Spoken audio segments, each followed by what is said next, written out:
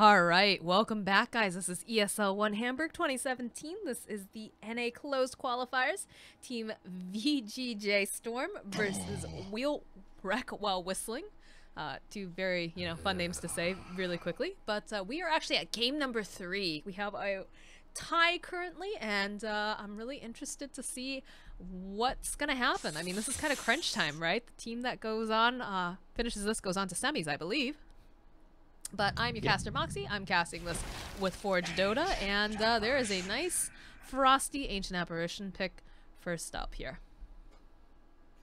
Yeah, we saw this coming out on the side of VGJ in game 1. That was their first pick. So now Whreck while whistling has banned out the Night Stalker, and they've grabbed the AA. Night Stalker did a lot of work in kind of both games, I would say, for VGJ, more so in game 2. But Whreck is kind of sick of that, done with those shenanigans. And both teams actually going to grab something from the other's playbook as the puck gets grabbed up now for VGJ. Yeah, a little bit of a swap around coming out here. We've been seeing a lot of Ancient Apparition, though, picked up in the meta currently, especially over the CIS region. So no real big surprises. That's kind of a hotly contested support. The other one, of course, being Lich, but he's already been banned out. The two gross green guys getting banned out as well. We won't see the... I almost said the Nyx Assassin as it gets picked up. You won't see the Venomancer or the Necrophos this time around, though, coming out for either of these teams. So that's a little less goop that we have to deal with in this game. But yeah, the Nyx Assassin pick up here, definitely a nice pick. Gonna be able to go around, hunt out the Ancient Apparition, also possibly deter the Bat Rider pick a little bit. Yeah, we saw this same combo last game from Whreck, and I mean, it did work. It did do a lot of work. Like, the Nyx scouted very well. He found out the TA and the Terrorblade quite a few times. The puck did a lot of work in the laning phase. As soon as the supports left to try and harass the Lycan, puck was able to get right up in the Terrorblade's face, cause a lot of havoc. So not really too surprising that VGJ recognized the potential of these two heroes and grabbed up for themselves. So we get the Sand King pickup this time around over on the side of Wheel. It's a nice team fight ultimate, good lockdown as well. And yeah, VGJ, they have not forgotten that Monkey's Forever Broodmother. They're like, this is game number 3. There will be no cheese allowed. There will be no giant spider lady putting pressure on our lanes early. Get out of here. Yeah, it's not at all worth letting that go through the draft. And Bat Rider, actually, speaking of him, is going to get banned out now. So on the side of Wheel. All right. Yeah, maybe worried stuff. that maybe worried it's going to be a mid puck, and then Flea still goes back for the Bat Rider. Definitely does happen with Nyx sometimes. You grab Nyx and then you grab somebody that he counters, so that you don't have to worry about him being there. Definitely a possibility. No Dragonite. Interesting that Dragonite's getting banned out. I guess they're worried that they're going to go for a really early push strat here? I mean, I believe, if I remember correctly, it's something that Whreck has run recently. I'm just doing a double check on that to make sure, but it is in Annihilate's one of his more played heroes, but definitely hasn't been played anytime recently. Yeah, it seems like they've got a specific thing in mind maybe coming out from VGJ.Storm. I mean, yeah, Dragonite, he's got a lot of sustainability in the mid lane. He's pretty tanky early on. He's got nice tower push early, so maybe they're worried that they're going to kind of run at them this time. I don't know. It's also some really reliable, hard lockdown for the puck. It's when you're in melee form, it's an instant cast, like almost 4-second stun at max level. It's like 3.77 or 3.75 second stun at max level, which is huge when you have a highly mobile hero like the puck. So maybe just worried about a little bit of lockdown. They saw that Annihilate does play it sometimes and just opt not to have to worry about it, I guess. They do ban out a Silencer here on the side of Wheel too, so I'm wondering if we're going to see something like a Faceless Void pickup or, commonly anything really big for team fighting. Enigma comes to mind as well. I'm not sure if that's something they're looking to pick up, but the Oracle pickup's a little concerning here. I mean, we talked about this, the Ancient Apparition, you know, he's going to be able to land these Ice Blasts, but Oracle, you don't shatter if you've got that False Promise on. And there's an Underlord. All right, I saw that, yeah.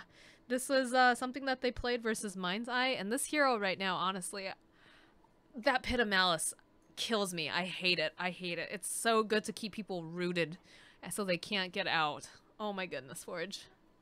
Moxie, you're coming in a little bit robot-y right now. I'm not going to lie to you. You are as well, and it might be a Discord thing, I'm thinking, because everything else looks good on my end. Definitely looks like it might be a Discord thing. Mine is showing okay, so maybe you just want to check your connection real quick. My connection's fine. You're coming in robotic though too. All right, let's maybe exit Discord and come back, see if that fixes it.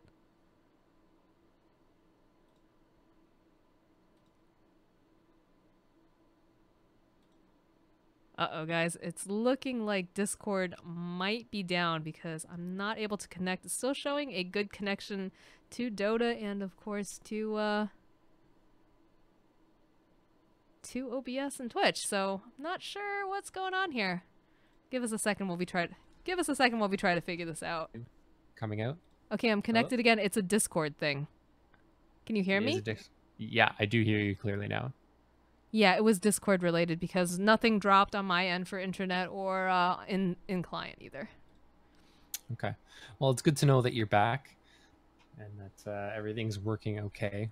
I'm hoping that Twitch chat didn't have to hear too much robot. They heard some of it, but it's fine. It's fine. We're back. We're ready. You know, Discord just having a little bit of a hiccup here. And let's go back to this draft, though, right? We've got the Clinks pickup over on the side of VGJ.Storm. So that's going to provide them with some split pushing capability and also some nice team fight if Puck can land a really nice Dream Coil or, of course, Nyx Assassin landing in the stun. You know, the burst damage coming out from Clinks is going to be really difficult to deal with.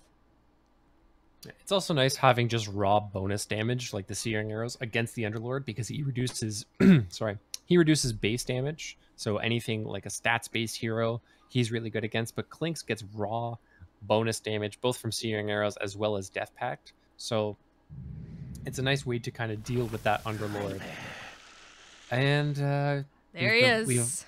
We've avoided him for most of the event so far, at least we have. But the Viper does come out. There is the snake with backwards wings. He's in my game. Wheel is like, all right, let's get this done. Let's win our lanes. Let's get out of here. Let's go to bed. We've got a whole other day of Dota up ahead. Like, it's been actually so ridiculous, the amount of games that these teams have been playing for qualifiers lately. I think PPD actually just mentioned that in one of his twit longers, that a lot of these guys don't get finished with Dota until very, very late at night, and they start up early in the morning, too. So, you know, maybe Wheel just... They're like, let's run at them. Let's do this. Yeah, and that kind of falls into their comfort zone of Game 1 as well. They seem to favor those really high-intensity, run-at-you drafts, end the game as quickly as they can. Even in Game 2, you could see that kind of mentality with the Death Prophet. Every time Exorcism's off cooldown, let's try and take an objective, end this game. So very clear that their comfort zone is in that early to mid-game. And they don't want VGJ scaling up very well. Clink's another one of those heroes, kind of like the Terrorblade. Takes a little bit to come online. You need some farm. You need either that Desolator or the Orchid, depending on how you want to go. And then you need another item on top of that. Then you're really ready to start fighting. So, slower heroes coming out from VGJ. I mean, that was the problem with game number 2, I think, for the side of Wheel, is that they weren't able to capitalize on this momentum that they were building. And eventually, you know, the Terrorblade just started getting everything that he needed. And before you knew it, he was a huge problem. He was leaving illusions into the base and getting megas off of that. But they actually ban out the Chaos Knight as well on the side of VGJ. I'm not sure why that's... They don't have any form of AoE. Illusion clear, yeah. And CK, with the amount of lockdown that Whreck has, is actually just terrifying. That's the true. Burst damage would be like Oracle would just melt every time. CK would pop ulti and then Reality Rift, and Oracle would be dead. No time for spells or anything. So pretty nice ban, honestly, coming out from VGJ. And with it having played earlier in the series, might be a little fresh in Whreck's mind. Well, we get a Timber Saw ban coming out here from Wheel. course, they don't have super great lockdown other than the Pit of Malice and, of course, the Burrow Strike. So that can be a problem when you've got a Timbersaw on the other team that you can't lock him down or any sort of silence. But let's see what Wheel decides to go for their last pick here. The Lycan is still an option here in the pool. I'm not sure if they're going to want to go for that, though. They might want something that can do a little bit of split pushing, too. Is this the first time Nature's Prophet hasn't been banned, actually? I don't think he's been touched this entire series, to be honest with you. I really don't think he's been touched. He was like first banned material for the side of VGJ.Storm during their Star Ladder Invitational, but they go for the Wraith King, so more lockdown, a bit of a tankier hero as well. And they don't really have anything other than the Nyx that can burn mana, unless Clinks decides to pick up a Dessa, which we have seen. Yeah, the Diffusal on Clinks is a pretty common build-up. It's not really too peculiar. The one thing that does suck about it, as opposed to other carries of the Diffusal, is that Clinks is all about massive amounts of burst damage, which doesn't give enough tiny hits to let the Diffusal burn away all of Wraith King's mana. But it's also so much physical damage against a hero with bad armor that it kind of doesn't matter. And now they just need 747 to kind of round out the draft. Something that can deal with the Viper. No hero in the game. That's the answer. I'm a little concerned because this is kind of a squishy draft coming out from VGJ. They go for the Ursa, even though they have a Viper. I'm a little worried just because of the kiting capability that iAnnihilate's going to have against him. Yeah, it's definitely it's one of those heroes that can kind of stand in the mid lane, and actually Akashi, yeah. So yeah, they're gonna put Ritsu on the Clinks. They're gonna put 747 on the Ursa, and it is a hero that can just kind of trade hits, trade harass. Viper's still probably going to win the lane, but Ursa also does well against Wraith King and Underlord as well. Again, that stacking of the bonus damage from the Fury swipes. So it looks like their game plan is pretty much kill everybody around the Viper and just try and control him with the Puck and the Nyx Assassin in the meantime. It's kind of interesting here. I'm not sure which draft I'm preferring at this moment. What about you? I'm going to believe in the Clinks. It's kind of one of those heroes that doesn't get a whole lot of love, but when we do see him, I feel like he gets a lot of work done. He's definitely a situational pick, but I think this might be the situation. Whreck has a very group up and pushes 5 draft. Underlord, Viper, Wraith King, these are all heroes that want to be around their team as much as possible, pushing as 5. Clinks gonna exploit the heck out of that.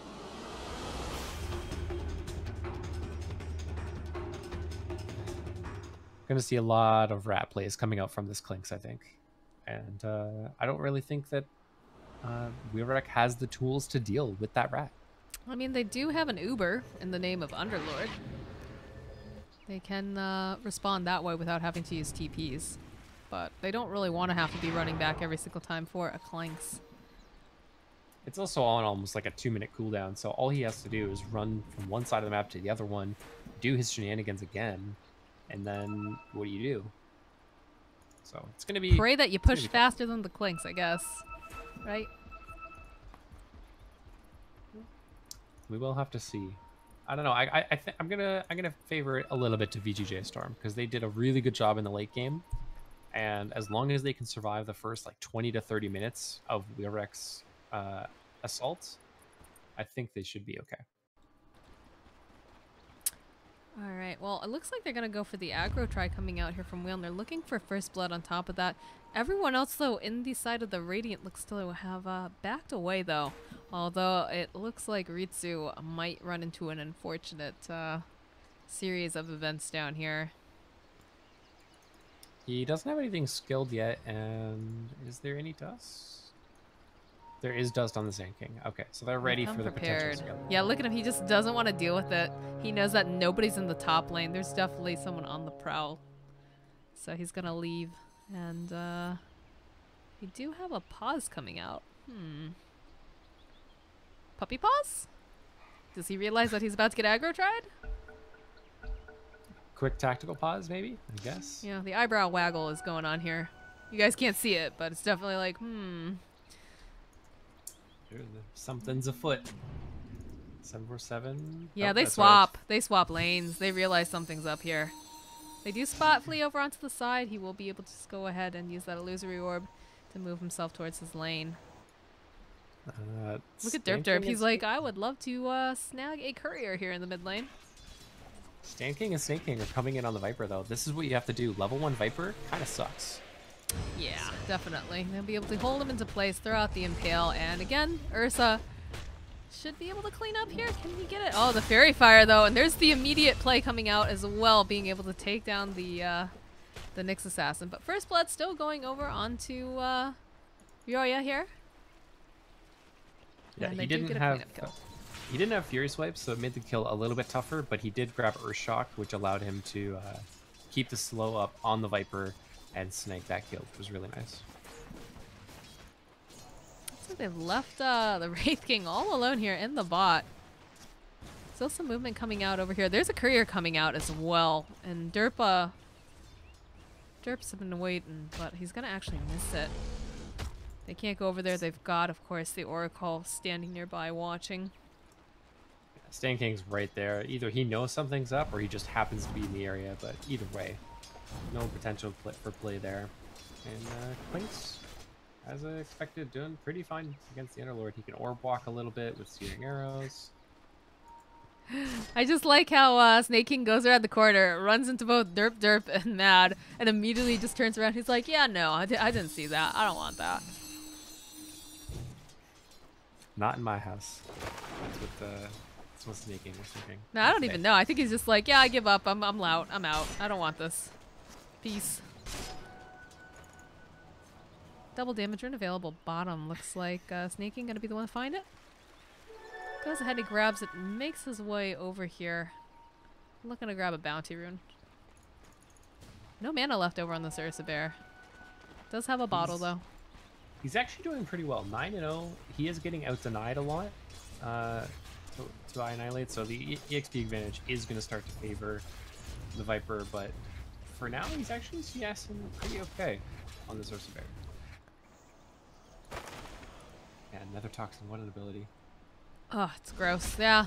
Diving behind the tower, trying to grab this Viper and finish him up. There's a nice TP, though, coming out. Should be able to get this return kill. Annihilate will be able to take Snake King out. Now, oh boy, Roya, he's trying really hard to run himself away from this. There's a lot of slow coming out from this Viper, and they'll be able to use one of the Caustic Finale procs as well. They're still giving chase. Can they finish him up? Oh, that mischance, though, will actually come in handy for the Ursa, and he's going to make it out.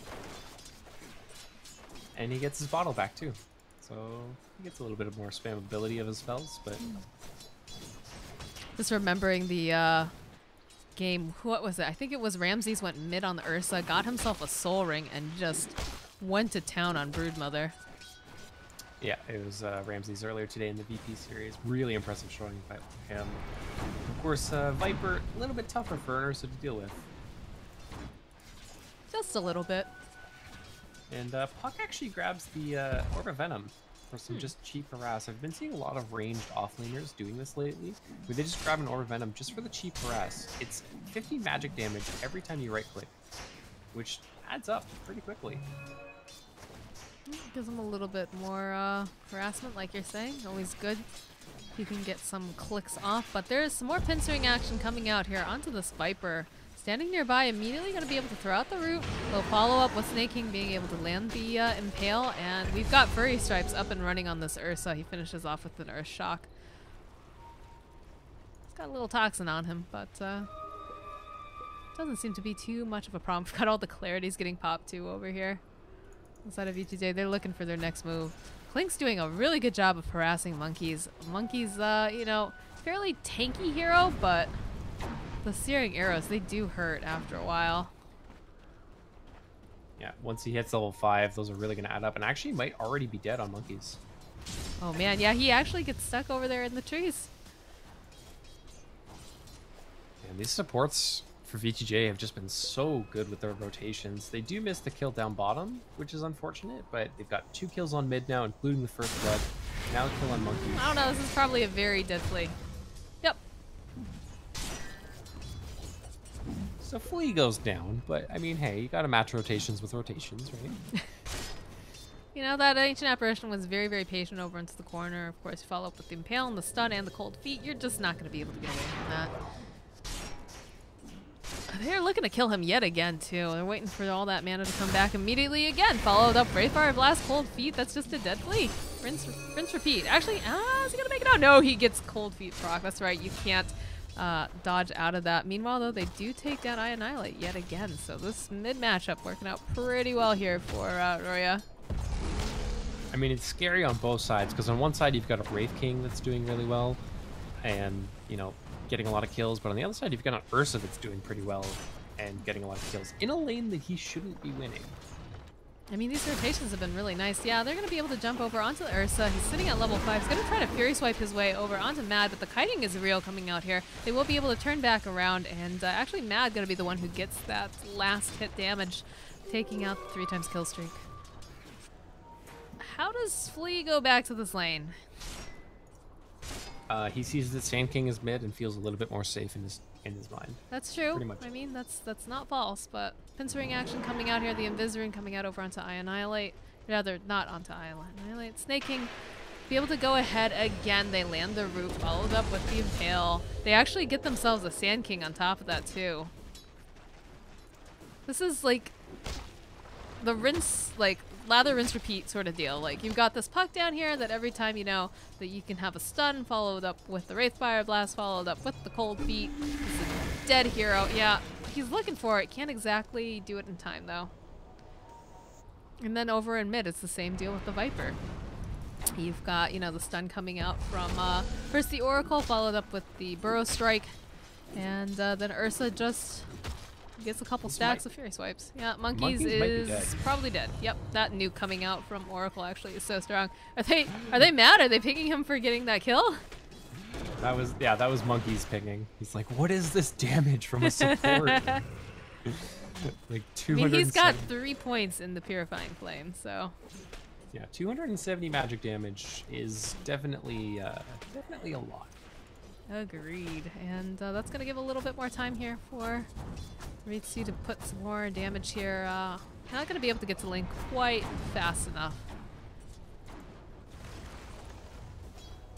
What is 747 up to? He's farming up the jungle. Can't really lane against the Viper anymore now that the Viper Strike is online. Speaking of Viper, he's actually got a Midas queued up. This looks like a very dead Snake King. He's gonna try to buy himself some time, but they still will be able to take him down. Spy Carapace will be a little cheeky play, but very dead. Very dead Nyx Assassin. It was a good effort. It was a good thought. Well, if you're gonna go down swinging. So Viper's answer to the problem of not scaling as well as the Clinks is going to be he's preparing for the late game. He's got the Midas queued up, and he should be able to get it at a pretty decent time. Oh man, this Ursa Bear is getting closer and closer to the Blink Dagger. Super speedy too with those phase boots. Looks like he's gonna let Snake King get some of this XP though here in the mid lane while he goes and jungles up some camps. So he can get that level 6. Checking with bottom lane. Ritsu has Depth Pact online. He's looking for some kills. He's sitting at level 7 here, so nothing better, no better way to actually start snowballing than murdering a bunch of supports, right? Doesn't find. I mean, if you're Ancient Apparition in this game, Moxie, how afraid are you for your life? Very. Not super scared yet because Clinks hasn't started balling out of control, but definitely gonna be like, hey Viper, can you hold me closely in your arms so I don't die? They actually get the reincarnation pop over here onto the Wraith King. He'll come back up though. There's the Pit of Malice coming out though, like we talked about. Nice Stream Call coming out as well. Ursa though, he's got that false promise on him. He's gonna be able to just keep chasing it around here. Monkey's trying to get his friends out of danger. Should be able to. They get the kill. They need one more hit actually over onto him. They're not going to be able to grab it in time. They're still going to be able to take down the Underlord. Derp running away here. He's only level 4. And look at Flea. He's like, yeah, I want this, but doesn't matter. Mad. Going to be able to back his Ancient Apparition up and get the kill over onto the puck. Just being a little too greedy. During all this, you got a Viper over in mid hitting on towers. And then you've got a Ritsu on top, also trying to put a little damage onto the tower, but there's the immediate TP coming out here from the Wraith King. Just gonna use that little bit of mana regen that he gets from Fountain as he arrives to harass. I mean, Klink's just hits so hard right now. He's got 140 damage plus an extra 60, so he's got like almost 200 damage right now in the early game.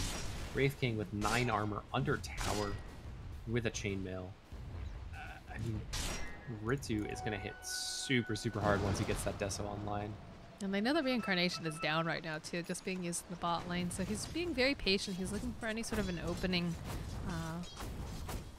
But it looks like Wraith King just going to be patient himself, hang out by tower, wait till the creeps come back around. But this pincering action coming out, Snake King is looking to move over onto Wraith King. I forgot they just buffed Reincarnate too. It used to be 240 seconds at level 1, now it's 200. So look at the TPs. Is this a bait or what? Yeah, they spot the Nyx Assassin.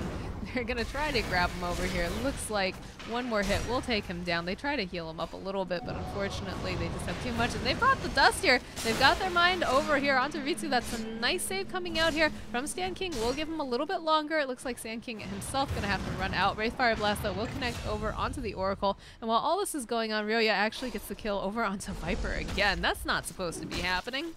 He had a haste rune. Oh, the haste rune. He got the S4 rune and he used it to his advantage. Pops the LT, gets the kill. Really nice play. He's also got the Blink Dagger online. I was about to say, yeah, could this bear be any more mobile? I think he just needs like what, the boots of travel and maybe, you know, heals for the extra speed. But dude, this guy is fast as lightning. Very scary bear. He's also top of the net worth right now. He's got 5,500 on the Ursa Bear. Next closest on the Dire is Viper at 4,200. Now, Viper is got a mildly deflated net worth because of the Hand of Midas kind of slowing down his progression. So this will eventually catch up. This Midas is going to slow down his item progression. But going into the later game, this Viper will be on, I don't know about even, but competitive with the Ursa. They see this Viper. They want it.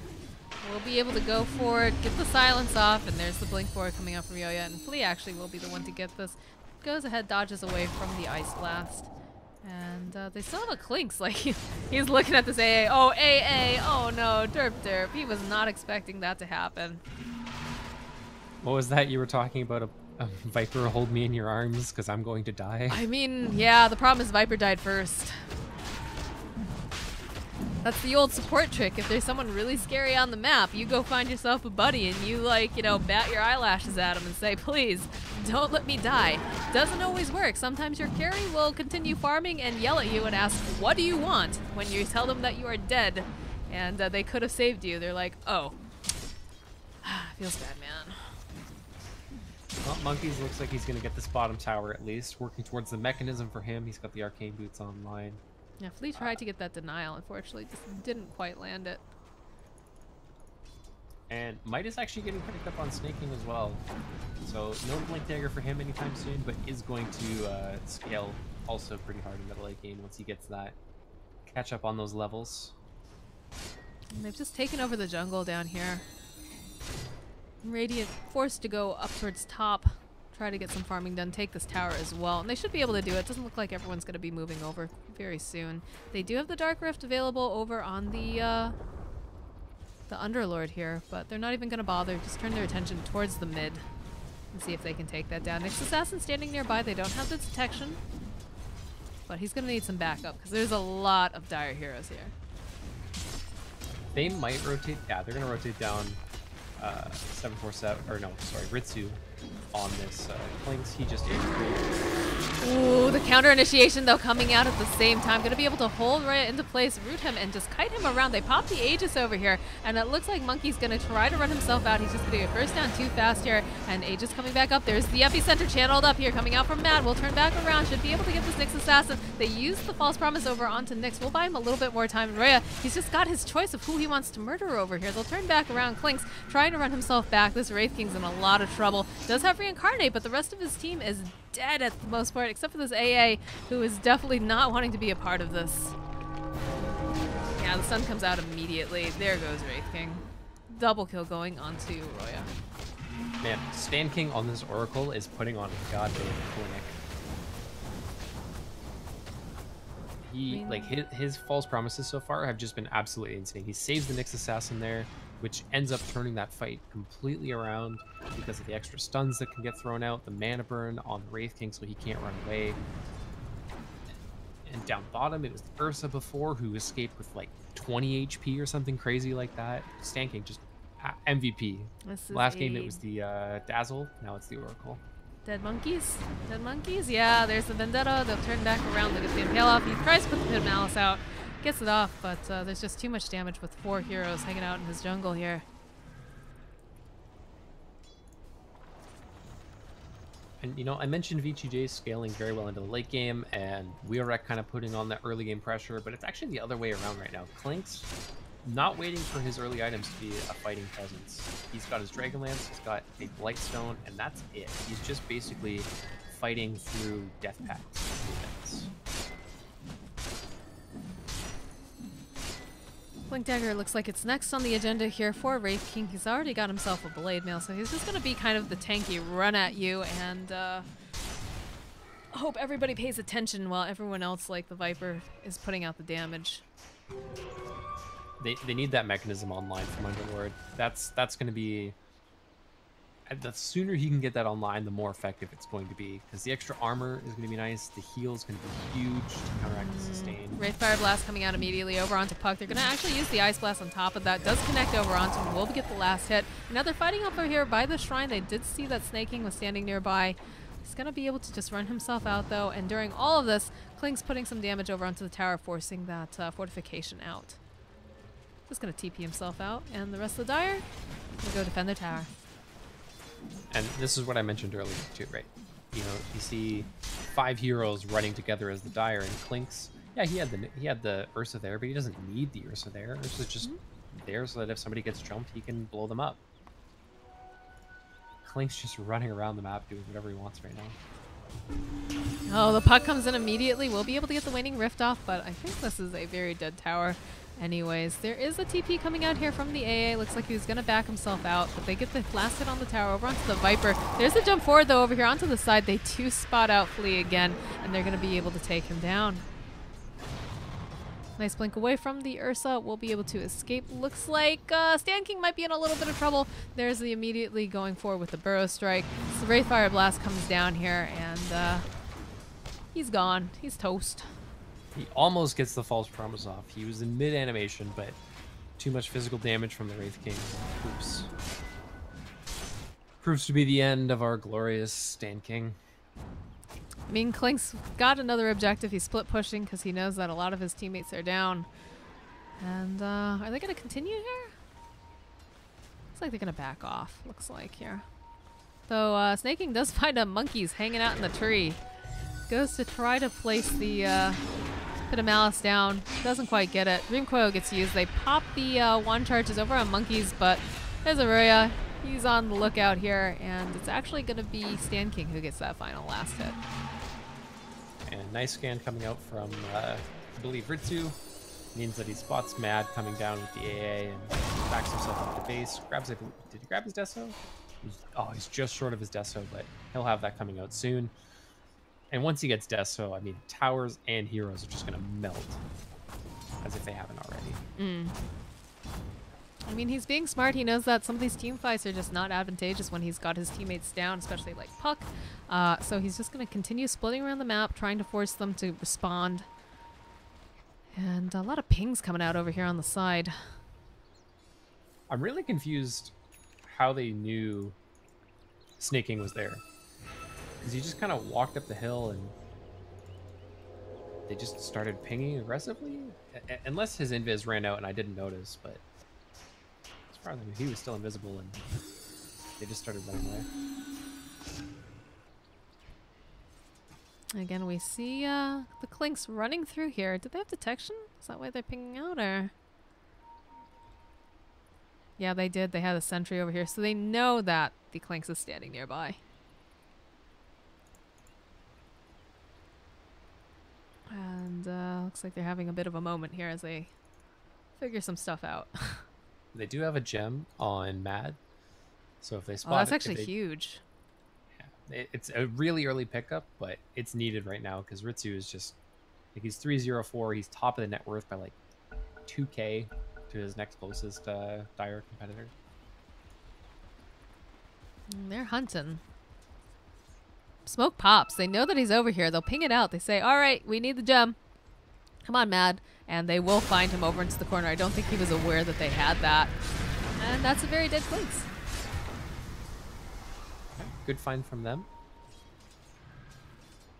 I guess the next thing that you have to consider, so they've got this gem on Sand King, right? Clinks is just going to continue to rat them most likely. So how do you just have Sand King just try to follow him around, or? Because they need that detection, obviously, so they can get the jump on him, but. I think you just try and pull their attention away from what Ritsu is doing. You force like a 4v5 fight. Even if you lose that fight, as long as you can take objectives, it's not really that big. That was a nice save coming out here from the Oracle. Will prevent the shatter. Turning back around, trying to heal through it. Still probably going to take down the Nyx Assassin, though, as the rest of Wheel responds as 4 here. TP out. Midas starting to kind of pay off for I Annihilate. Is off cooldown, though. He does use it on the Siege Creep, but it was getting a little bit triggered there, not gonna lie to you. But does have the Force Staff, some nice extra mobility going towards the Dragon Lance, some extra range. Pretty standard Viper stuff. And they do notice that there's a ward over here sitting in the camp. This gem is really paying off for them. They get the kill over onto Ritsu. They're being able to gain back a lot of vision here, making the map very, very dark for the side of the Radiant. Yeah, they've actually only got one ward on the map right now. It's the one where their tier 1 tower mid used to be. Other than that, the map is pretty dark for them. So the gem doing a lot of work, like you mentioned. Gonna be seeing a Radiance up and running on this Wraith King as well. That's a very popular build. The Blade Mail followed up with Radiance, just running at people. And again, you know, not the tankiest team coming out here from VGJ. Smoke up, they're looking. They put the ward down. They know that there's a little Clink standing nearby, and they also see the Stand King when they know he's gonna probably want to go for this D ward, but they'll back off actually. They're just going to group as 5, force the objective mid, see if they can bait a reaction out of Ritsu, and then probably rotate from there. They know that they have their other lanes pushed out enough. Wraith King's pushing in bottom, so they feel comfortable pushing as 4. They've got mech online. Underlord ult is ready to go if they need to escape or to cut off Ritsu. Yeah, Flea doing his best to just cut the wave over here, but they're pushing over into this tower. They know, too, that there is a Stand King nearby, but I don't think they know where everyone else is. And the TP top comes out here. It's going to be P2 going ahead and just pushing out these waves, working hard on getting that Relic as his next item. Is there a TP that got canceled? Oh, he runs under a sentry really quickly, but... They don't have the catch right now. Oh, they've got the gem. TP's Got out, a sentry. though. Flea needs to be careful now, and he kind of senses, you know, oh, I might want to back off. But Monkeys comes forward, he gets that Pit and Mouse, they'll follow up with a Burrow Strike, Ice Blast coming in, and we'll be able to dodge it a little bit here. It goes ahead, tries to buy himself some time, sits over here and gets the blink off into the base. We'll be able to TP. So nice play coming out here. Oh, he just narrowly isn't in time. Really nice plays from Flea there. Really nice itemization as well. Going for that Force Staff so he can get out of the Pit of Malice that's been causing him so many problems. It's just a nasty spell, man. It's just so obnoxious if you're any kind of mobile hero. Just no.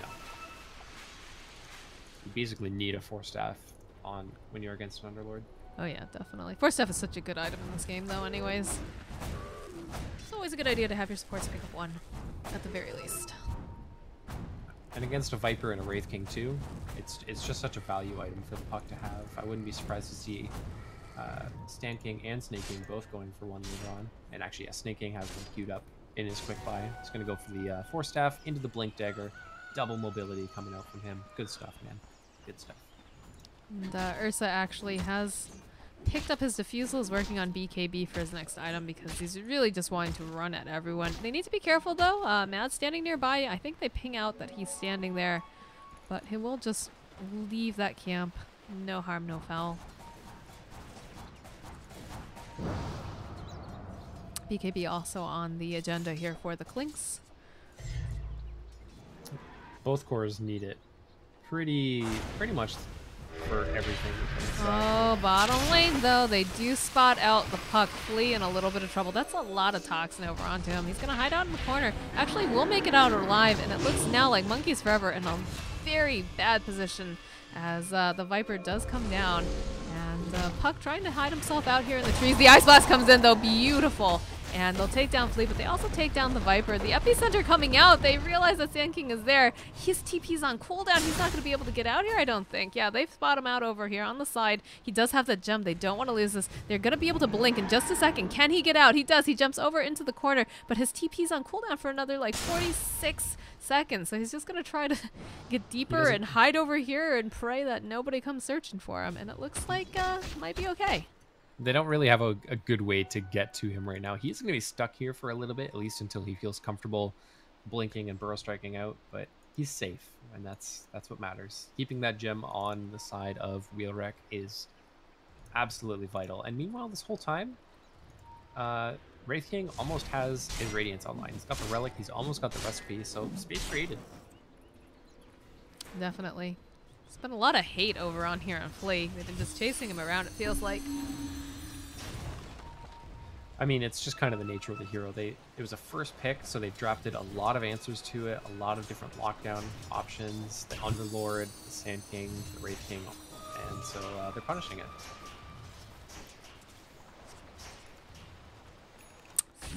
Ursa hops into the pit in the meanwhile, and a nice Ice Blast comes out because they suspect that something's going on. They have that ward, and he's going to be forced to run himself out. I just noticed too, he has no lifesteal. Most Ursas you'll see either the Vlads or lately even the Mask of Madness, but he's just relying on Sand King. Sand King's been doing a good enough job that Ritsu, or no, sorry, 747 feels comfortable enough. There's no detection around this pit. They definitely need to make sure that Mad's nearby. The Drink Ball comes out immediately and will be followed up with a nice impale. It looks like Monkeys Forever in a little bit of a problem here. They will be able to go ahead and grab that Nyx Assassin, but now Rhea comes out. He's got the Aegis. He's going to turn around, and this Blade Mail's doing a lot of work here. They'll be able to go ahead, pop the Reincarnation, but Rhea is already sitting kind of low. We'll try to get as many heroes as possible. Again, this fight's really split up here. The Clink's coming in through the back here. Looks like Mad's going to come forward with the Epicenter, try to slow them down a little bit, and again, there's just two different fights going on. The Wraith King is going to be disarmed, and now it looks like Ritsu, he's got his eyes over here onto the prize. We'll be able to clean up on Derp Derp. Still, we've got this Ursa. He's got cheese on top of everything else, too. Not the engagement that Wheel really wanted. If Sand King drops there, Rampage for Ritsu and probably Tier 2 and more. Tier 2 is probably still going to go down, but at least they keep the gem. That's the big thing. Because right now, if that hand goes the way of any of the cores, or even like somebody like the Nyx Assassin, just Sand King doesn't live there. The only reason he lived is because they've been shortchanged on detection so far. Looks like they're just going to be happy with that engagement. They still, again, do have that cheese up and running over here on Roya. And that was, 4 heroes that got murdered during all that, so Radiant feeling pretty good right now. Yeah, Ritsu is doing just absolutely disgusting amounts of damage right now. He's got the Orchid queued up, so he's gonna start hurting a lot. Oh, the Radiance burn actually going to end up harming this Wraith King. Ice Blast does connect over onto the Nyx Assassin. He's going to try to run himself out, juke through the trees, but the Burrow Strike is there, and they still have that gem. They'll be able to go ahead, grab the Nyx Assassin. Nice save coming out here from Sand King. He's going to try to heal up the Nyx, keep him alive while all this damage is being pumped out here by Ritsu. They do manage to take down the Sand King, and there's the Ursa. He's ready to fight here. There's the jumping forward immediately. Going to try to get Monkeys Forever. Not going to be able to quite get Annihilate at that time, but yeah, the gem's on the ground. This is really good for the side of VGJ now. They can start putting up their detection and wards again and gain a little bit of ground back here that they lost from Wheel. Yeah, that's really big. The fact that Wraith King died before Reincarnate was off cooldown, And then they were able to turn that fight into what it was. Really nice saves again coming out from Stan King. He's been doing so good in this game. Always in the right position at the right time, getting off those false promises. Not always saving his allies, but not through any fault of his, just because of the amount of damage that's been pumped out. And oh boy. BKB gets popped over here on Roya. That that blade mail actually doing a lot of damage over onto Ritsu. Of course, he's got the Stan King standing nearby who's going to be able to heal him up constantly and keep tabs on both of them. They actually go and they smoke up though, and they're going to run face first into a Monkeys forever. Monkeys, I don't think he realized what was waiting for him in those woods. Followed up here, Mad's going to be able to get a Sandstorm, but they've got the gem now. They'll be able to burst him down. Now it looks like they're going to try to turn around. BKB gets popped over here onto the side. Lots of damage getting burned out over onto this Wraith King, and trying to man fight this Viper here. It's not quite working out for Ritsu, but there's a jump forward again. Roya, he's trying to go ahead, move himself towards this Viper, get the damage down. Derp also in a lot of trouble here, trying to fight his way against the Snaking, but the Diffusal gets used. The bear is hungry, and he will take him down. That's a triple kill going on to Roya right there. man, 747 Earth's Bear. Who would have thought, considering he was up against a Viper, that he would. Did you say Earth Spirit? No, Ursa Bear. Oh, I heard Earth Spirit for some reason. I was like, what? What are you on, man? I know it's late, but... Yeah, no, I wasn't expecting him to do this well against the Viper, and he's definitely, you know, proven that he can go toe-to-toe here against Annihilate. Ritsu again. Stan King just doing so much work keeping these cores alive. Ritsu doing so much damage. Just such really solid teamwork coming out from VGJ.Storm. And the Shrine's going down like a chump here. They've got the Assault Cuirass finished up over on Clinks as well. Oh my goodness. This game's quickly getting away from the side of Wheel. Towers are going down. Kills are going up for the side of VGJ. Wraith King forced to get a mango just to deal with the mana burn that's coming out. Oh, that's some feels bad man stuff right there. And Lincoln Sphere actually now picked up by the puck, so a lot of those earlier cheese chain initiations that we saw aren't going to work on him. Still chasing after Fleet here. The Ice Blast doesn't connect. Should be able to just slip his way out. Lincoln's gets popped. Now they know they've got it. Trying to land that stun. Unfortunately, the Burrow Strike's not going to connect, and Flea, again, he just finds himself headed towards the Dire base, trying to buy some time, make some space for his cores, just go deeper and deeper in here. Juking around too. Nice bait. Still gonna get taken down, I believe, when he pops out. Yep. Oh, the Radiance Burn is what gets him. He almost got the debate where he sent the orb really deep into the base. I followed it, actually. I followed the debate on that 100%. I was like, all right, he's gonna go into the base. And then he went and he blinked backwards. Yeah, that's what you do as a puck. But like, so much space was just dedicated to killing a puck. Who, yeah, it's third net worth, and that was worth a lot of gold. You know, that was worth 600 gold for Mad, but I mean, meanwhile, you've got Ritsu just farming away on Clinks. You've got Ursa getting his next item. He's got a Daedalus now on Ursa. Oh yeah. His next item is really huge. He's got an eggs queued up. So stun him. He was feeling ambitious there, but there was a lot of stuff backing up that next assassin. My boy Stan King, though, he's got the Aether Lens online, so those false promises are going to be even more on point, right? I mean, how do you how do you deal with the saves that are coming out? I mean, his positioning has been so good. He just stays as far back as possible, allows his cores to do what they need to do, and provides the support from a distance. We'll take that last creep, though, as tribute. I have carried you this far. I deserve one creep from you. But, I mean, the answer to how do you kill somebody without them getting false promise is, of course, you jump the Oracle. But then you're jumping an Oracle, and you still have all the other cores to deal with.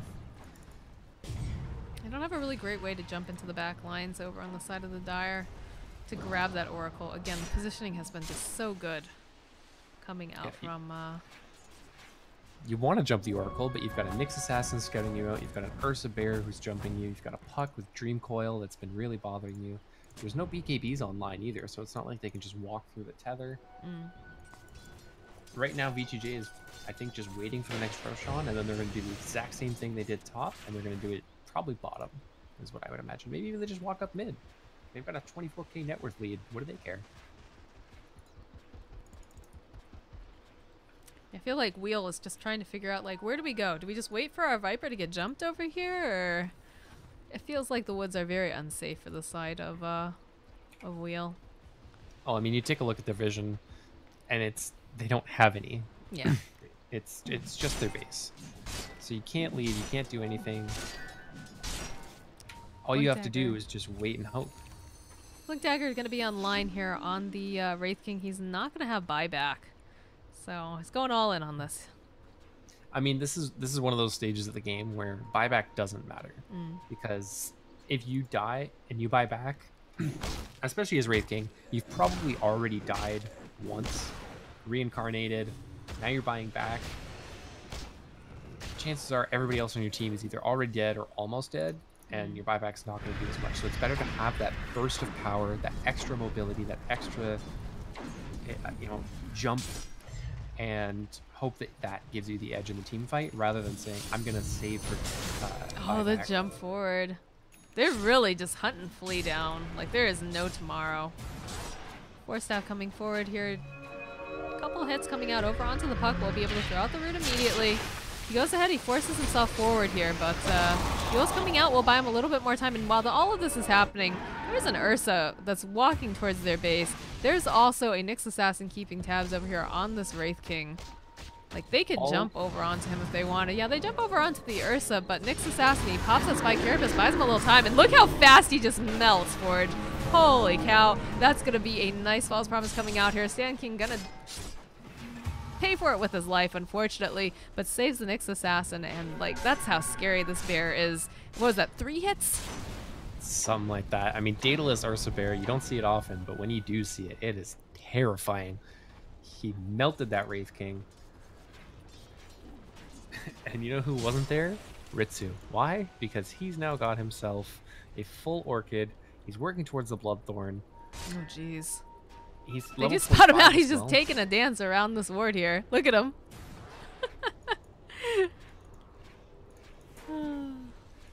Dota 2. What a game. Dota 2. He's got level 25 as well, so he gets a lot of attack speed now from Strafe, as if he didn't already.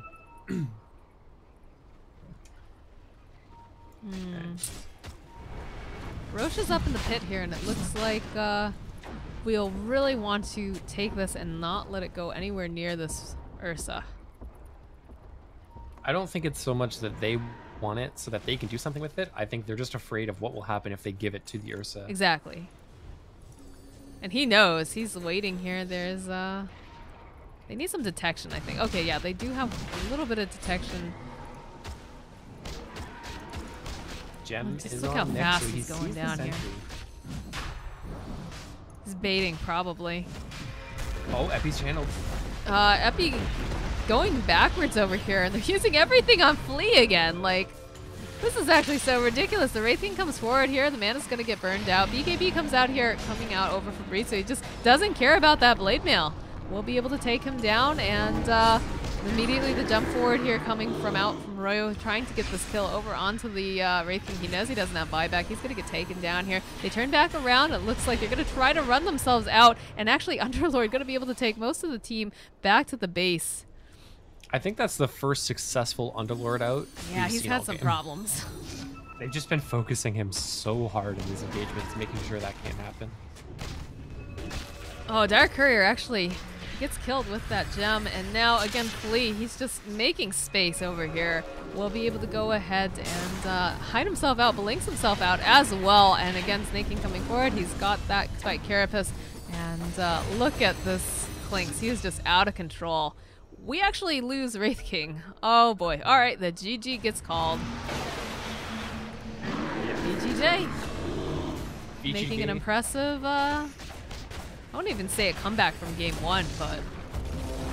I mean, I think game 1, it was just one of those cheese strats, right? It's one of those things where you don't account for the Brood catches you off guard, you don't have the tools to deal with it, and so it runs you down. But games 2 and 3, they say, okay, no more brood shenanigans.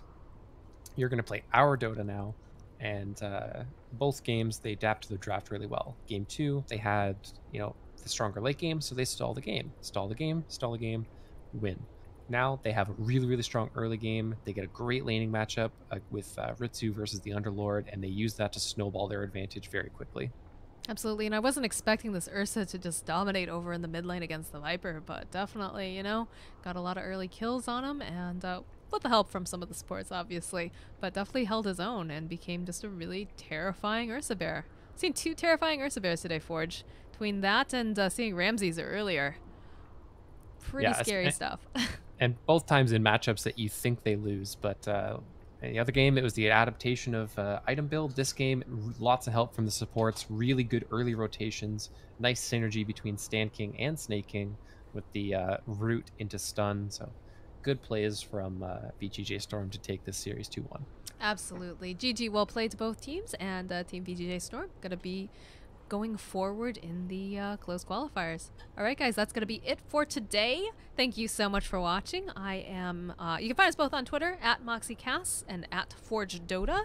But that's going to be it for this evening. Tomorrow we have back-to-back semifinals here on this channel. I believe it's going to start at 10 a.m.